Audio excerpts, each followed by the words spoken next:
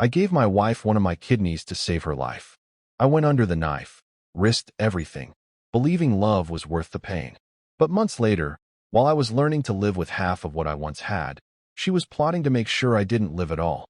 My sacrifice had given her strength, and now she wanted to use it to bury me, replace me, and claim everything I had built. This is the story of how the woman I trusted with my last breath became the architect of my downfall, and how I learned to turn her game against her. They say when you marry for love, you feel it in your bones.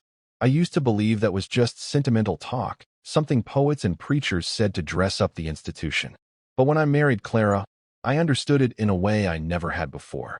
She wasn't perfect, no one is, but there was a warmth to her, a sincerity that felt different from anyone else I'd known. She had this habit of listening with her full face, leaning forward, eyebrows slightly raised, eyes locked on yours. Even if you were rambling about the weather or the price of gas, she made you feel like your words mattered.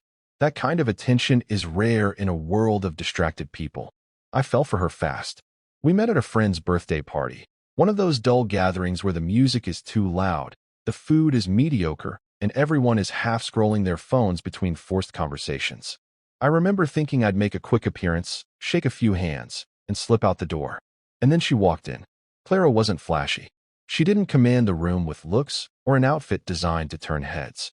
No, her presence was quieter, subtler. A soft smile, a steady gaze. She wore a simple navy dress and a thin silver bracelet that caught the light whenever she moved her hand. I couldn't stop watching her. Fate, or maybe just good luck, put us in the same circle that evening. We talked, and it was easy. No pretenses, no awkward silences. By the time the night ended, I was walking her to her car, and we exchanged numbers with that unspoken certainty that this wasn't going to be a one-time thing. Months passed in a blur. Dinners turned into weekends together, weekends into introductions to family. Clara had a daughter, Amelia, from a previous relationship. Meeting her was the real test. Kids don't fake their reactions. They know who makes them feel safe and who doesn't. The first time I showed up at Clara's apartment with a bag of takeout, and Amelia saw me, she ran straight to her mother's leg and peeked at me like I was some alien creature. By the third visit, she was handing me crayons to draw with her at the kitchen table. By the fifth, she fell asleep on my lap while I read her a bedtime story. That was the night I realized. This wasn't just dating. This was family. We got married in a modest ceremony at a small chapel. Not too many people. Just close friends, a few of my colleagues, Clara's mother Lydia, and a handful of relatives. I remember standing at the altar, watching Clara walk down the aisle, her arm hooked with Lydia's. The sunlight spilled through the stained glass windows, coloring her white dress in shades of red, blue, and gold. My chest tightened, and I thought, this is it. This is the beginning of the rest of my life.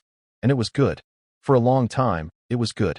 Marriage didn't strip away the romance the way people sometimes warn me it would. Sure, the honeymoon phase faded, but what replaced it was richer, deeper. Clara and I fell into rhythms. Late-night movie marathons, Saturday morning pancakes, Sunday trips to the park with Amelia. I worked steadily as a project manager at a logistics company. It wasn't glamorous, but it paid well and offered stability. Clara worked part-time at a design studio, mostly from home, so she could be around for Amelia. We built a life out of ordinary days. We argued over laundry sometimes, or whether the thermostat was too high or too low, but even those spats ended with laughter or quiet apologies. It wasn't perfection, but it was ours. Then there was Lydia, my mother-in-law. From the start, she was difficult to read. She never outright disliked me, but there was always a guardedness in her eyes, as though she was constantly evaluating me, weighing me against some invisible scale. I tried with her. God knows I tried. Dinners at her place, polite small talk, offering help around her house. She was civil, even kind at times, but I always sensed something underneath, like she was waiting for me to slip, to prove myself unworthy of her daughter. I brushed it off. After all, what mother wouldn't be protective? And Clara, bless her, always defended me if Lydia made a cutting remark disguised as advice. Life carried on. We even had a child together 2 years after the wedding, a boy we named Ethan. That was the golden season of my life. 2 kids under one roof, a wife I adored, a steady career. I remember lying awake some nights, staring at the ceiling, wondering how I got so lucky. But luck has a way of turning on you when you least expect it. It started small. Clara began to complain about being tired. Everyone gets tired, I thought. She was balancing freelance design projects, the kids, and household chores. Of course she'd be exhausted. Then came the swelling. Her feet and ankles puffed up in ways that didn't seem normal. She waved it off, insisting it was nothing, maybe just water retention. But then, one night, I found her slumped over on the bathroom floor. She'd fainted. I remember the terror of shaking her, calling her name, splashing water on her face until her eyelids fluttered open. That was the night we went to the hospital. The diagnosis was kidney failure. The words hung in the sterile hospital air, heavy and suffocating. The doctor explained it carefully. Her kidneys weren't functioning properly. Toxins were building up in her system. Dialysis could sustain her for a while, but it wasn't a long-term solution. She would need a transplant. My world tilted on its axis. I clutched her hand in that hospital bed and promised her we'd get through it. I didn't know how. I didn't have the faintest idea where I'd find the money or how long it would take. But I knew one thing. I wasn't going to lose her. Not her. Never her. The days after the diagnosis blurred together in a haze of fear and frantic activity. Clara tried to be strong, but I could see the terror behind her eyes. She hated hospitals, hated being tethered to machines. The sound of the dialysis unit, the dull hum, the occasional beep, made her flinch. At night, I would lie beside her and feel the fragility in her breathing, the way her body seemed lighter, weaker. I'd whisper reassurances I wasn't sure I believed myself. Everything will be fine, Clara. We'll figure it out. She would nod against my chest, but her silence spoke volumes. The doctor's words echoed in my head.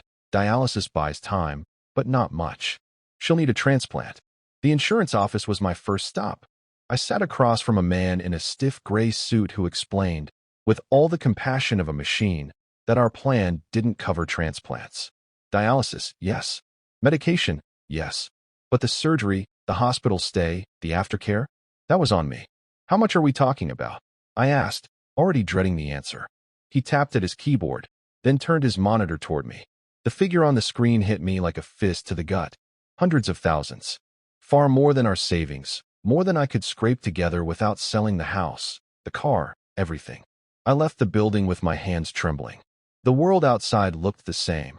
Cars honking, people rushing to lunch. But for me, everything had shifted. That night, I sat at the kitchen table with a notepad, making a list of names. Friends, colleagues, old contacts, anyone I could call. The first few conversations went well enough, sympathetic voices, promises to see what they could do. But as the days passed, those promises turned into apologies. Sorry, I can't help right now. Things are tight for us too. I'll pray for her. Prayers don't pay hospital bills. Each rejection felt like a door slamming shut in my face. I worked long hours by day, called in favors by night, and came home to a wife who was slipping further away from me with each passing week. The kids noticed. Amelia grew quieter, watching her mother with wide, fearful eyes. Ethan, too young to understand, just sensed the tension.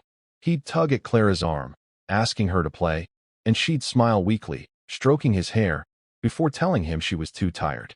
It broke my heart to see them robbed of her energy, her laughter. And then Lydia stepped in. She'd been around often since the diagnosis, hovering like a shadow. At first, I welcomed it. Clara needed the support, and Lydia did love her daughter. I never doubted that. But there was something about her presence that unsettled me. She was too calm, too measured, as if she were observing rather than participating. One evening, after another long day of failed phone calls, she pulled me aside in the kitchen. "You're exhausting yourself, Daniel," she said, her voice gentle, but with an undertone I couldn't place. "What choice do I have?" I snapped more harshly than I intended. "The money won't appear out of thin air." She tilted her head, studying me with those calculating eyes. "Perhaps you're looking in the wrong place." I frowned. "What do you mean?" She hesitated, then lowered her voice. "Have you considered testing yourself? Or me, for that matter? If either of us is compatible, we could donate a kidney. That would spare you the financial burden." Her words hung in the air, heavy with implication. For a moment, I was touched. It sounded like selflessness. But then I saw it. The flicker in her expression, the faintest smirk at the corner of her mouth. She wasn't offering. She was testing me, measuring whether I was truly willing to sacrifice for her daughter. I straightened, meeting her gaze. No, you're too old. If anyone's going to take that risk, it's me. Something in her eyes shifted. Approval? Satisfaction? It was hard to tell, but I knew I had passed her test. The following week, I got tested. I remember the sterile smell of the clinic, the sting of the needle, the quiet dread as I waited for the results. When the doctor came back into the room, he smiled. "Mr. Carter, you're compatible." Relief flooded through me. Relief and fear. That night, I told Clara. She burst into tears, clutching my hand as if I'd just pulled her from the edge of a cliff. "You'd do this for me?" she whispered. "Of course," I said, my throat tight. "I'd give you more than a kidney if it meant keeping you alive." She buried her face in my chest, sobbing. "I don't deserve you." And in that moment, I believed her. The weeks leading up to the surgery were some of the hardest of my life. Balancing work, kids, hospital visits. It was like carrying a mountain on my back. People praised me for being strong, for being a devoted husband. Friends called me a hero. But inside, I was terrified. The night before the surgery, I lay awake staring at the ceiling, listening to Clara's soft breathing beside me. What if I don't wake up? What if something goes wrong? I thought of the kids, of how lost they'd be without us. But then I thought of Clara slipping away if I did nothing, and the choice was clear. Better me than her. Always me. The surgery went smoothly. I remember the haze of anesthesia, the blinding lights, the masked faces hovering above me. And then darkness.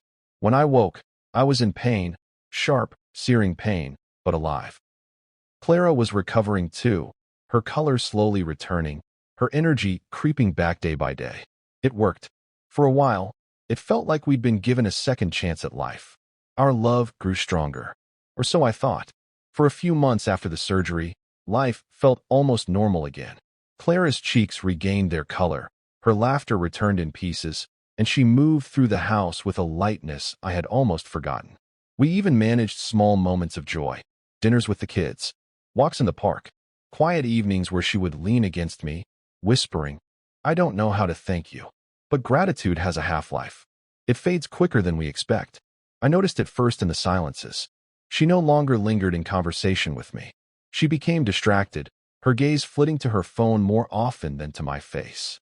At night, when we used to curl into each other, she started sleeping with her back turned. I told myself it was recovery, fatigue, or maybe even hormones. I clung to excuses because the truth was too heavy to carry. Then came the text. It was a Tuesday evening, just after dinner.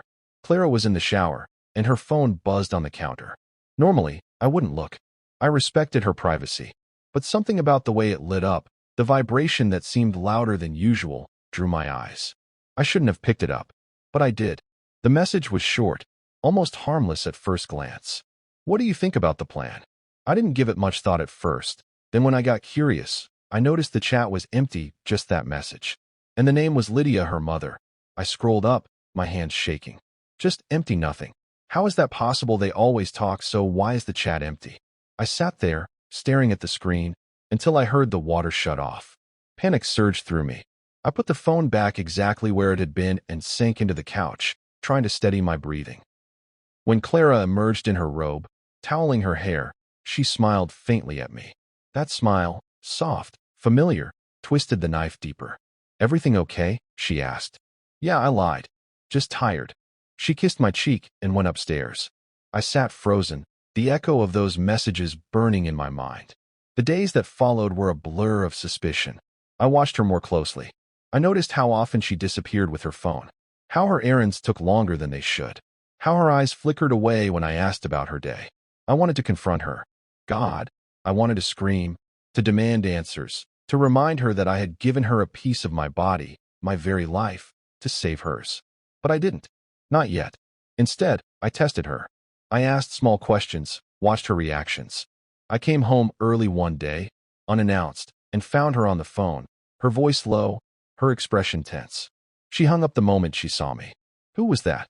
I asked casually. She hesitated. "Just Lydia." "She worries too much. You know her." Lydia. Always Lydia. That name settled over me like a storm cloud.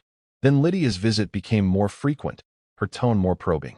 She'd ask how I was coping, how I felt about the surgery, about the sacrifices I'd made.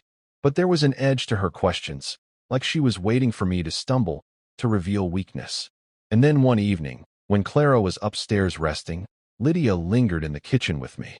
"You look tired, Daniel," she said softly. "Worn out." I forced a smile. "Aren't we all?" She stepped closer, her perfume sharp and sweet. "You've given so much, and yet, do you feel appreciated?" Her words dripped with poison. She was sowing seeds, testing the soil. I stared at her, the realization chilling me.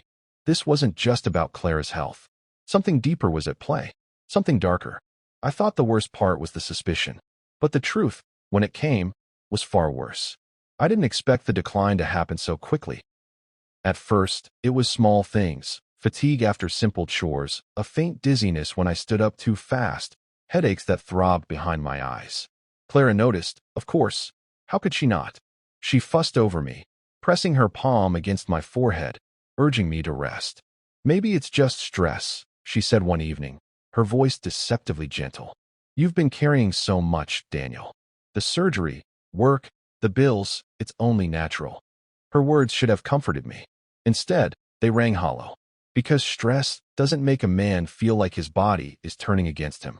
I went to the hospital. They ran their tests, drew their blood, tapped away at their screens. Everything came back normal. Perfectly healthy. The doctor said with a smile too polished to be real. "Maybe just run down. Try supplements, more rest." Supplements. Rest. The useless prescription of someone who didn't want to look deeper. I left with a bottle of pills and a knot in my stomach. Clara seemed oddly satisfied with the verdict, patting my hand as if the case was closed. But inside, something screamed. The weakness grew. My muscles felt heavy, like wet sandbags tied to my limbs. My vision blurred at odd times. Once, on the stairs, I nearly blacked out, clutching the railing to keep from falling. Clara's solution was always the same. "Don't worry. You're fine. Eat something. I'll cook for you." And she did, insisting I eat only home-cooked meals, watching me carefully as I swallowed every bite. It was only when my friend Paul at work noticed my pallor that the truth began to break through.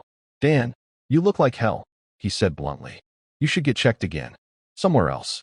I explained I already had. Twice. "Then go to a different clinic." "Let's do it now. Let's go to a clinic now." An hour later, Paul drove me himself to a small medical center on the other side of town. The doctor there didn't smile politely. He didn't wave off my symptoms. He listened. He looked closer. The results came back 2 days later. "Mr. Daniel," he said gravely, sliding the paper across the desk, "your system shows significant traces of heavy metals. It's been building up over time.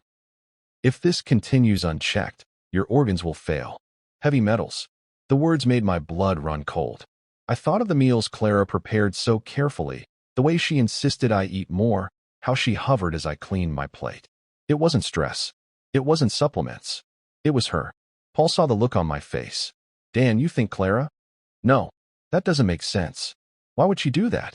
What does she gain?" I laughed bitterly, though nothing about it was funny. "What does she gain?" "Everything, Paul. If I die, she gets the house, the life insurance, the bank accounts. Millions. And she already has another man lined up." I added, the memory of those texts burning in my skull. Paul shook his head, struggling to accept it. But I didn't need him to believe me. I believed it. My gut knew. And worse, my single kidney knew. The one I had left. The one I had given to her. She was poisoning me with the life I saved her with. But proof. Proof was what mattered. And proof was hard to come by. When I told Clara I wanted another test, her reaction sealed it. "No. I feel you're being hysterical." She snapped too quickly, then softened her tone. "I mean, you're fine. The doctor already said so. It's just stress. Please, Daniel, don't put yourself through more stress. And if you must do more rest, then give it a few days. If you are not feeling better by then, we'll run more tests." She was buying time. I could see it. But I played dumb. I nodded. "All right. Maybe you're right." For the first time since this nightmare began, I felt a spark of control. If she thought I was blind, she'd grow careless. And when she did, I'd be ready. 2 days later, she suggested we try another clinic. Her choice. This time, I knew what to expect. The doctor there ran his tests, gave me a practiced smile, and declared, "Everything looks great. You're perfectly healthy." I almost laughed in his face. The final insult came when he added, Eat more home-cooked meals. Your wife will take good care of you. That was it. The mask had slipped. This man wasn't a doctor. He was a puppet, a bought mouthpiece. And Clara had pulled the strings. I left the clinic in silence, Clara holding my arm, feigning concern. Inside, my fury was volcanic. I knew now, beyond any doubt. She was trying to kill me. She and her mother. And they thought I was too blind to see it. But I promised myself something that day, a vow so sharp it cut the fog from my mind. Neither of them, Clara nor Lydia, would see daylight again once I was finished. They had plotted my death. Now it was my turn, and I would make sure their betrayal swallowed them whole. If Clara saw even the faintest crack in my mask, if she sensed I knew her game, she'd change tactics, or worse, speed up the plan. So I played the devoted husband. I started by eating everything she made, or at least appearing to. I learned to chew slowly, to keep her eyes on me, then excuse myself mid-meal, carrying my plate to the kitchen. A napkin in my lap became my best friend. What went into my mouth came out again when she wasn't looking. Sometimes I flushed it. Other times, I scraped it into a hidden container I kept beneath the sink, masked by detergent bottles. It wasn't enough to survive. I needed proof. The first sample I sent anonymously to the discreet clinic Paul had introduced me to. The results came back damning. Arsenic and cadmium, in doses that matched my symptoms perfectly. I stared at the paper for a long time, my hands shaking, not from weakness this time, but from the volcanic rage that pulsed inside me. Every grain of rice, every spoonful of stew, every bite of bread. She was serving me death on a plate. But rage wouldn't save me. Caution would. So I said nothing. When Clara leaned over one night, tucking the blanket around me, her eyes soft with feigned concern, I forced myself to smile. I don't know what I'd do without you. She kissed my forehead. You'll never have to. My skin crawled, but my smile never faltered. The next step was surveillance. I bought a small recorder online, hidden in the spine of a book. Every evening, when Clara spoke with Lydia in hushed tones on the phone, I kept it running. At first, their conversations were vague. Complaints about money, about my stubbornness, about how I wasn't making this easy. Then, one night, Clara slipped. He's getting weaker, Mother, she whispered. Yes, I'm sure. The doctor says it won't take much longer. I sat in the next room, blood pounding in my ears, pretending to read while every syllable burned into me. But a recording wasn't enough. Courts needed evidence. The police needed more than whispers. So I went deeper. The second container of poisoned food I kept sealed in jars, hidden in the trunk of my car. I began photographing everything. Plates of food, Clara handing me water, even the pills she sometimes pressed into my palm, claiming they were vitamins. I'd smile, swallow, or pretend to, and later spit them into a tissue, tucking them away in a box hidden behind the attic insulation. Every move they made, I countered. It was chess, and I was always 3 moves ahead. The hardest part wasn't the poison. It was the intimacy.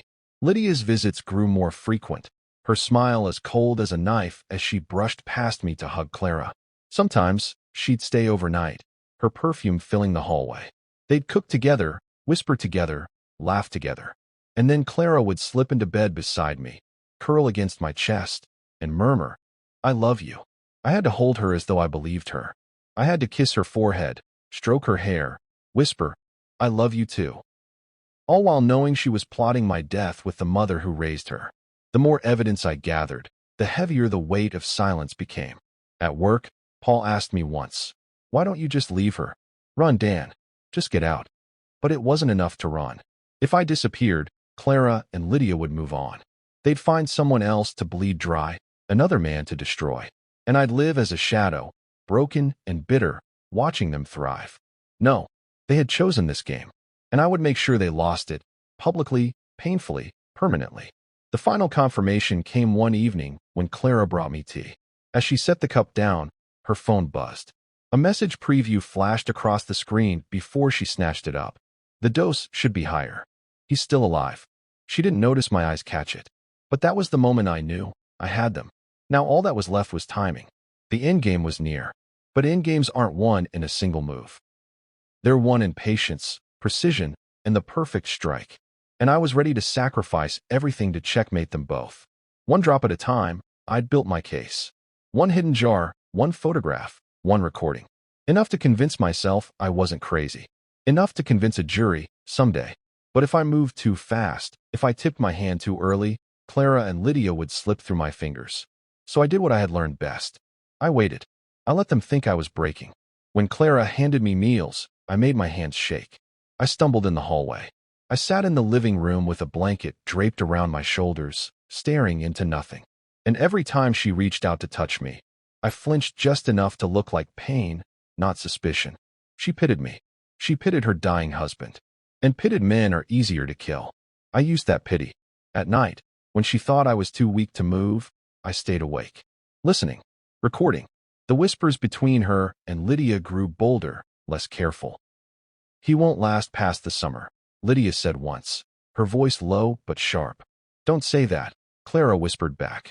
"What if he hears?" "He doesn't hear anything. Look at him." I almost laughed right there in the dark. But I forced myself still. Yes, look at me. The broken husband, the failing body. Easy prey. I played the role so well even Paul started to doubt. "You're fading, Dan," he said one afternoon at work, his eyes narrowing. "This isn't just stress. You sure you're not losing it?"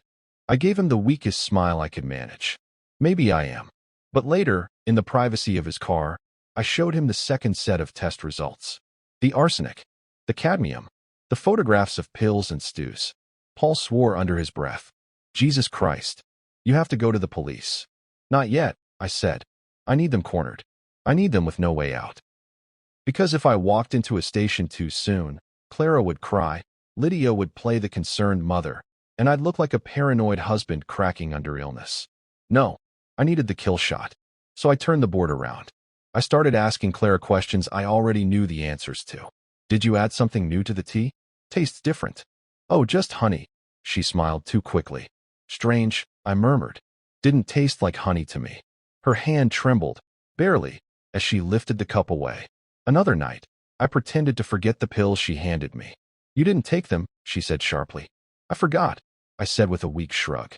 "I'm tired of taking these useless drugs. They are not doing anything meaningful, just a waste of money." Her eyes lingered on me for a long moment.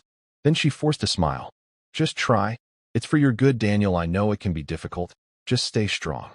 Lydia, though, she was the cautious one. During one of her visits, she looked at me with those piercing eyes, as if measuring the distance between life and death. "How are you feeling, Daniel?" she asked sweetly. "Weaker every day?" I rasped. "Good." She caught herself. "Too late." "Good, that you're taking care of yourself." Her slip fed my resolve. I kept the recorder hidden in my pocket, catching every word. The noose tightened. Soon after, Clara grew restless. She started checking my phone when she thought I was asleep. She asked more questions about my schedule.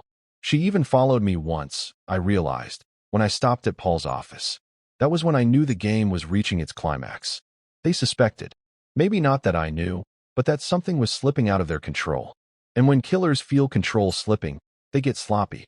One evening, Clara brought me soup and stood over me, watching every spoonful. "You don't trust me anymore, do you?" she asked suddenly. The question hit me like a blade. My spoon froze halfway to my lips. I looked up at her, forcing a weak smile. "You're the only one I trust." Her eyes searched mine. She wanted to believe it, needed to believe it. And that's when I realized something chilling. She wasn't just following Lydia's orders. She believed she was saving herself, saving us, as if killing me was some twisted form of love. The next morning, I made the call. Not to the police, yet. To a private investigator Paul knew. A man who specialized in marital betrayals, fraud, and gathering airtight evidence. "I don't want suspicion," I told him. "I want a coffin full of proof." He didn't ask questions. He just nodded. We set the trap together. Hidden cameras in the kitchen. Powder swabs near the spice jars. Tracking devices on Lydia's car. Every move, every dose, every whispered plan, captured. I was done being the prey. The board was mine now. The hardest part about pretending to die was how easy it became. Every cough, every stumble, every slouched walk, it no longer felt like acting. My body still ached from months of toxins, and even with my hidden regimen of detox treatments, recovery was slow. So the mask and the man were blurring. And maybe that's why Clara didn't catch on sooner. But Lydia did. One Sunday afternoon, I caught her studying me across the living room. Not with pity, not with concern. With suspicion. "You look stronger," she said softly. I forced a wheeze. Stronger? I feel worse every day. Her eyes narrowed. Strange. People usually lose weight when they're ill. You haven't. A cold thread of fear ran down my spine. She was testing me. I coughed, clutching my ribs, exaggerating the motion until my face flushed. The steroids, I rasped. The doctor said they bloat me. She tilted her head, not convinced. But she let it go. For now. That night, I whispered to the investigator's recorder. They're circling me. We need to end this soon. He agreed. We already had hours of footage. Clara lacing meals, Lydia coaching her on dosages, whispers of how the insurance money would save them all. But greed makes people greedy. They wanted me gone faster. And that was when the final move presented itself. Clara came into the bedroom 2 nights later, her eyes rimmed red. I don't want to do this anymore, she said, voice cracking. My heart hammered, but I kept my face calm. Do what? This, she whispered, clutching her robe tight. Watching you suffer. Watching you fade. It's killing me, Daniel. I almost laughed, killing you. But I stayed quiet. She slid onto the bed beside me, stroking my arm. I just want it over. I want you at peace. That was the moment I knew. She wasn't just following Lydia. She had convinced herself this was mercy, a kindness. And people who kill out of mercy rarely stop until the job is finished. The trap needed a spring. So the investigator and I designed the final act, a controlled meal. I'd pretend to eat. He'd test it within minutes. The police would be on standby.